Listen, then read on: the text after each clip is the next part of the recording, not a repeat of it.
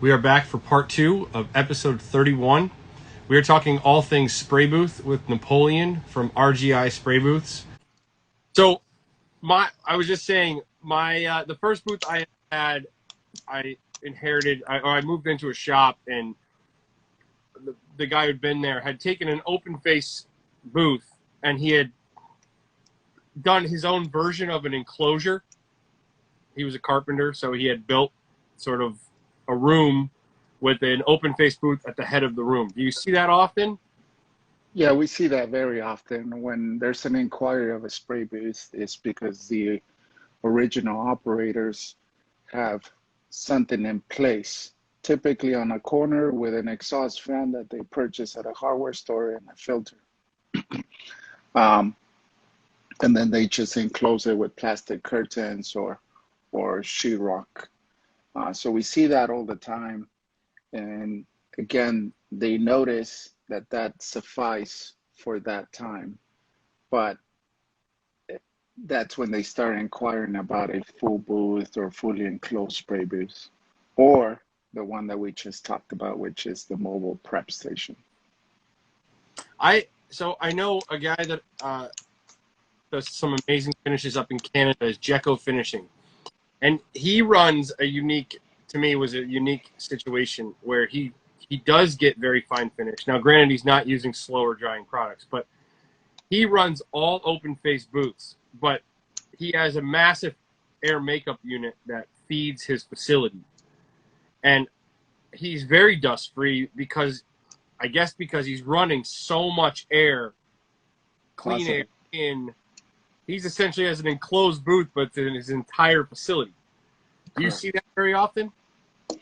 I do. For the heavy manufacturing facilities for wood finishing, I do see that very often, where they take a portion of their building and they put 5 exhaust walls or 10 exhaust walls because of the different stain process.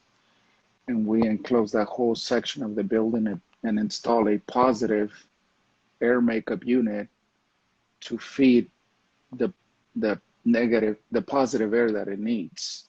So we see that in the heavy volume production facilities. Again, the booth in itself is an actual room that requires filter air, and it requires positive air. You're trying to create this tunnel effect where you're spraying out of a gun, and that spray over time it's drying, so it's creating that fine dust. As long as you have that positive air to push that overspray and you have that negative to pull it, you should have a perfect finish all the time. And it could be the 40-year-old spray booth, or it could be the corner of that room. I always tell everybody, as long as you could do a tunnel effect, you should be in good shape. Yeah, I think just understanding airflow is so important. And a lot of I bought that first booth because I had built a number of temporary spray booths. Probably dozens of temporary spray booths where you set up the plastic, you do the whole thing, you set up your air machines, you do the project, and then you break the whole thing back down. And I was starting to look at the amount of time I was spending building the spray booth and breaking down the spray booth was starting to be able to pay for an actual spray booth, that I didn't have to waste all that time. And I think that one of the biggest things, that the benefit of having a booth is, yes, it's a controlled environment, but the speed at which I can get ready to spray and then clean up and be done spraying is, it's a fraction. It's laughable. We can get set up, spray, and be done in, an hour total to do, 6 or 8 high gloss doors. So the idea that the booth is just sitting there waiting to go, and you just push a button and it's going on, for guys like me who were, making these booths over and over again, it's a huge advantage. Let's And see. it is. I mean, I think overall you have it's something that I always say, if you're able to invest your time in actually what you do, which is either finish or build cabinets, paint, and you actually have more win doing that than actually building a booth, I will definitely recommend doing that, like what you just said. Yeah, I think that it's been made very clear to me that the money I spent investing in a spray booth has more than paid for itself in time saved. It's more than paid for itself in competitive advantage in my market. You know, when I'm able, we did a very high end project in a high rise condominium where it was a bunch of trades were in this small 3,000 square foot condo, and everyone's trying to do their thing. And when I was able to tell the GC, hey, I'll take all the doors out of here and I'll finish them in my shop, they were like, really? Like, that's such a huge selling point for a domestic or for a residential house painter on certain projects. I think it adds a lot of value to our clients to be able to take things off the site and do them in a controlled environment in our shop. So I've loved it for so many reasons. I think the sales process is huge, where I can tell a client, I have a state-of-the-art automotive spray booth that I'm going to take your pieces and I'm going to finish them, bring them back. And in sales, we talk about it a lot. You know, in a good sales person should be able to educate the client well enough that they can sell to their friends and family why they hired you. Well, that's an easy piece of information for my clients to be able to tell their friends and family. Oh, I hired this guy. Yeah, he was more money, but he's taking all of our stuff back to his shop and he has an automotive spray booth, and they're going to give it, like, on and on and on. So as much as this spray booth thing makes it faster and easier, it also makes it so I can sell work for more money, which I think is a huge advantage to anyone who's thinking about spray booths. I'm super excited. So before we end, I want to ask you a few of the same questions I ask everyone. And to a spray booth manufacturer, I don't know what you're going to say, but I need a DIY tip about spray booths and painting for the people out there. Do you have any type of what is the one piece of advice you wish more people knew as it relates to spray booths? The biggest thing that I recommend or DIY is when you're purchasing a booth, definitely do your homework on who you're purchasing it from. It really gives you peace of mind, because at the end of the day, you're not just buying that one-time purchase of a booth and you're done with it. You're actually going to need that person to be with you along the whole process. When that booth goes down, who are you going to call? Where are they going to be available, etc. So the recommendation or DIY is do your homework, buy from somebody that's always available or it's going to be there with you during the sell of the process, during the install of the process, and during the service process. That's the biggest thing, because you're hiring them as the professionals to help you set up this machine that even the local municipals do not understand. And then we have to follow those guidelines and interpret those rules with them.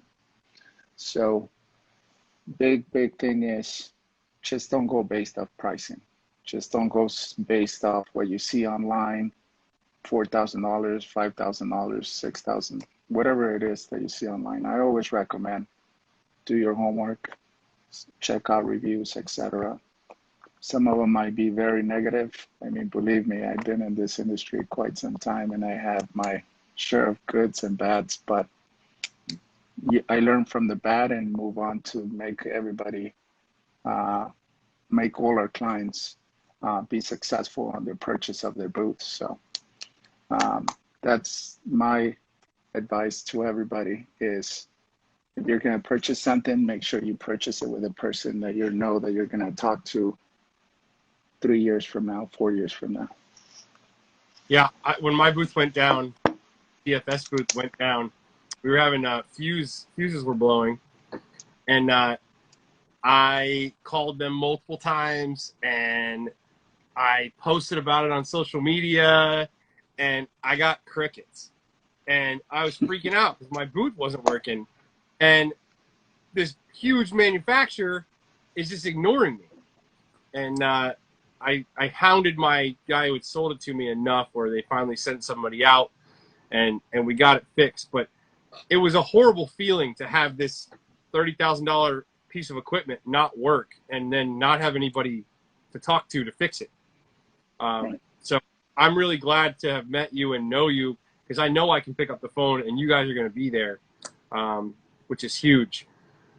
What is your favorite, we usually say like piece of equipment or piece of paraphernalia, but what is your favorite like tool or piece of equipment that you guys sell?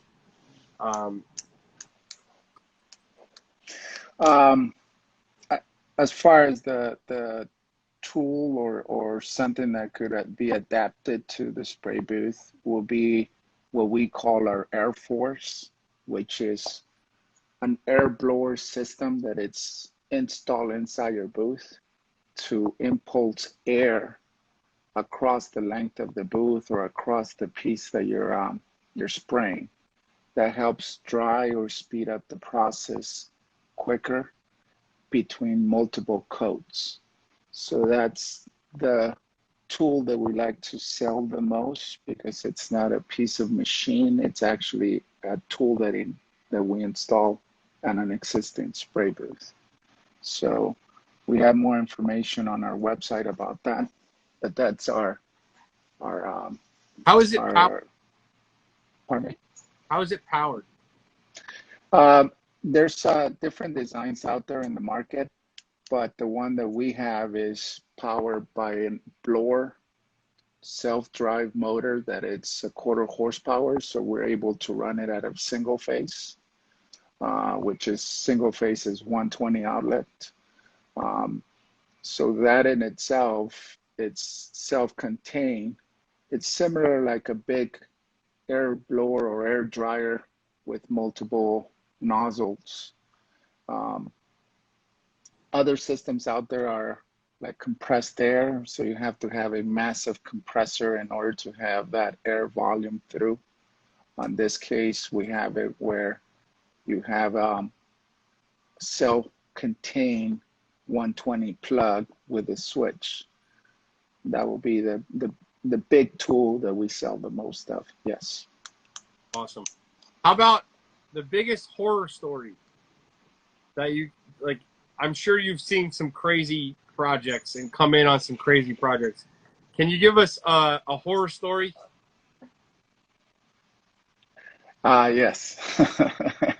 There's definitely one story that it's still hunting me to this day is we sold a booth to a local to a client in Phoenix.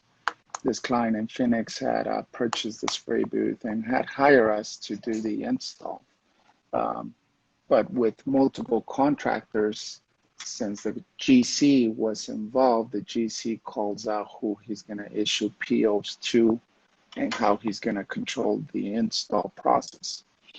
So we got the PO issue for the paint booth, but not the exhaust or mechanical aspects of the spray booth. Long story short, the mechanicals did not get connected correctly. They use a different type of blower for the exhaust and the inlet. They use a different type of horsepower for the spray booth that the actual booth needed. So it's overkill. The type of motor and blower that they use was for a booth that we normally will install on a truck booth, for cargo booths. So it became an issue that we had to take responsibility on because we were the suppliers for the spray booth, even though we didn't do the mechanical or blower installation.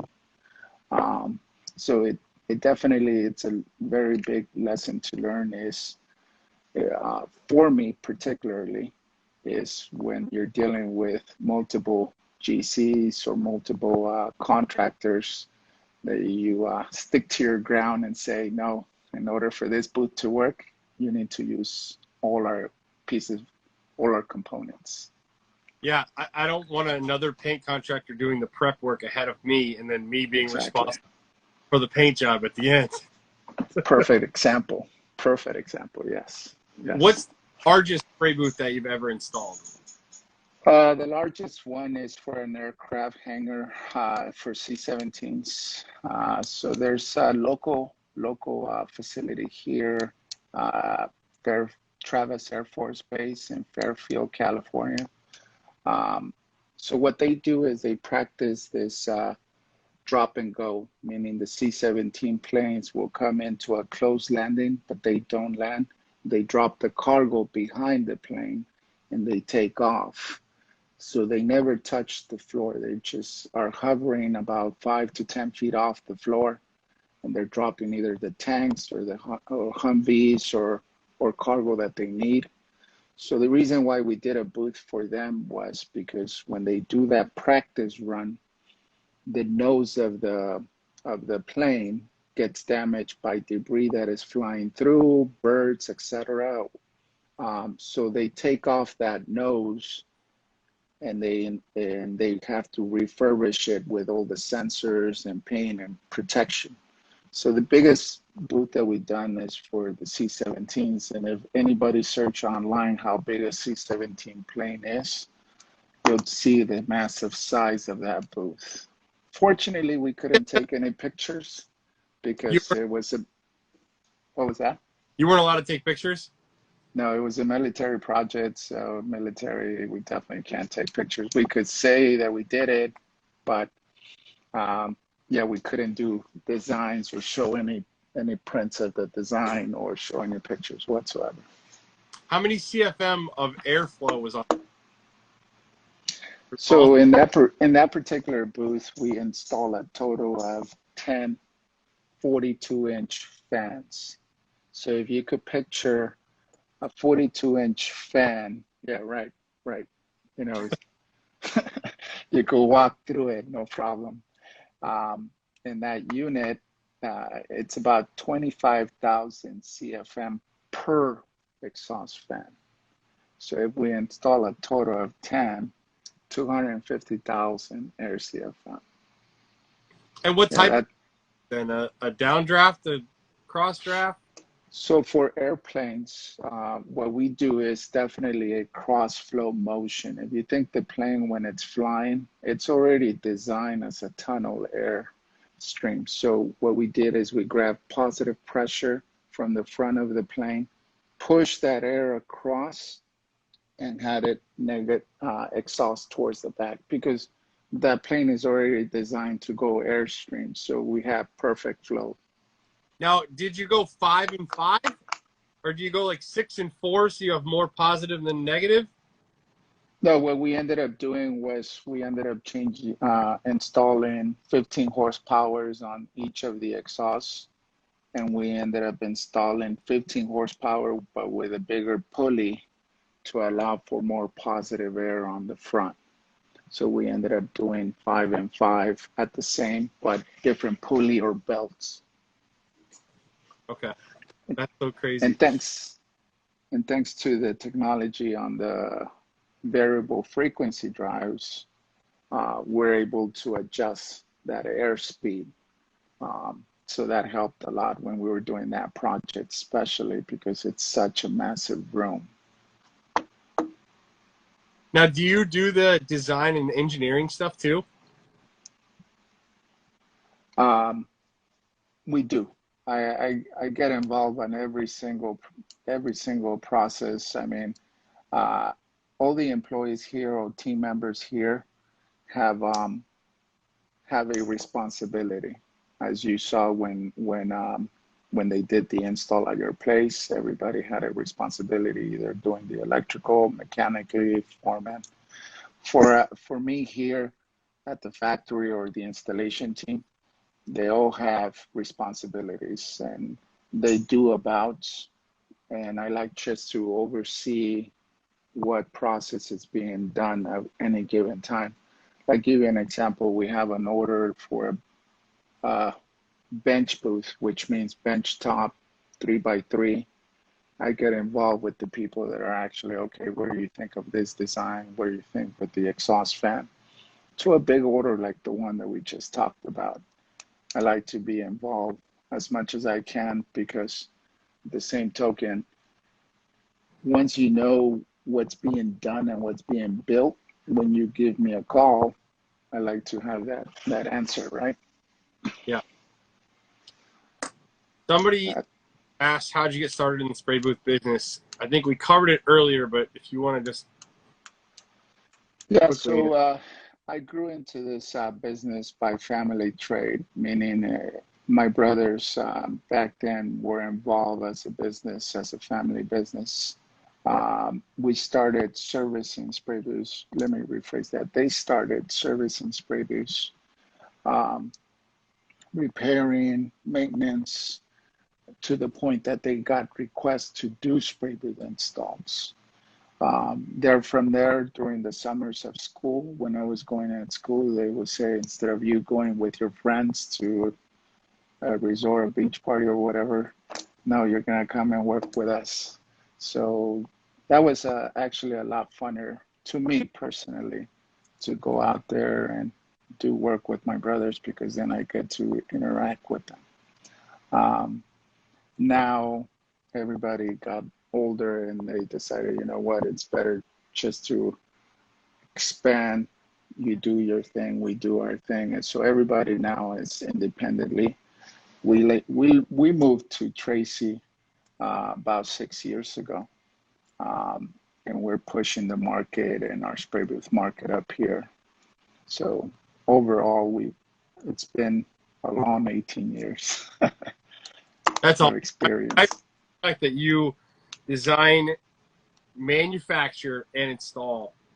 Like, that's tremendous. As a small company, that the fact that you do that, that's what gave me the desire to want to do business with you, and then also to even do it, and then also to bring you on this show, because I think people. I wish I knew a lot. I wish I knew what I knew now back then, and if this could help anyone, I think it was worth it. So, thanks so much for coming on. I really appreciate it. And now I'm going to go down and show everybody what all the stuff we were just talking about was. Yes, no, I appreciate the invite. I appreciate the opportunity, and thank you so much. Absolutely. Thanks, Napoleon.